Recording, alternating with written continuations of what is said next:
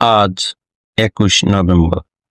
আজ কবি, কথাশিল্পী, গবেষক ও শিক্ষক অনিক মাহমুদের জন্মদিন।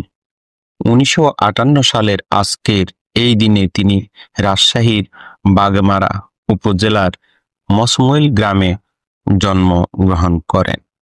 উজ্জ্বল শিক্ষাজীবনের অধিকারী, বাংলা ভাষা ও সাহিত্যে অনার্স ও এমএ পরীক্ষায় প্রথম শ্রেণীতে প্রথম, এমফিল ও পিএইচডি ডিগ্রি সম্পন্ন করেছেন।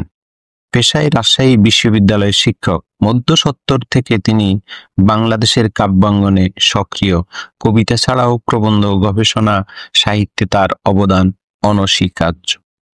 তার রচিত ১.৫ ডজন প্রবন্ধ গ্রন্থ ও ১৪টি কাব্যগ্রন্থ রয়েছে। এগুলোর মধ্যে উল্লেখযোগ্য জসীমউদ্দীনের কাব্যে বিষয় বৈচিত্র্য, শিল্পরূপ, বাংলা কথা সাহিত্যে শওকত ওসমান, আধুনিক সাহিত্য পরিপ্রেক্ষিত ও প্রতিকৃতি, সাহিত্যে সাম্যবাদ থেকে মুক্তিযুদ্ধ, সাহিত্য সংস্কৃতির রূপান্তর, চিরায়ত বাংলা ভাষা, সংস্কৃতি, রাজনীতি, সাহিত্য, রবীন্দ্র ছোট গল্পের চরিত্র চিত্রণ, বাংলা উপন্যাসের চিত্ত বৈভব ফিরে দেখা।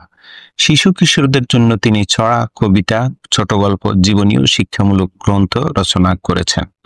এছাড়া তিনি বাংলাদেশ বেতারের প্রথম শ্রেণীর একজন গীতিকার। সাহিত্য সাধনার জন্য পেয়েছেন চিন্তাসূত্র সাহিত্য পুরস্কার সহ বহু সম্মাননা।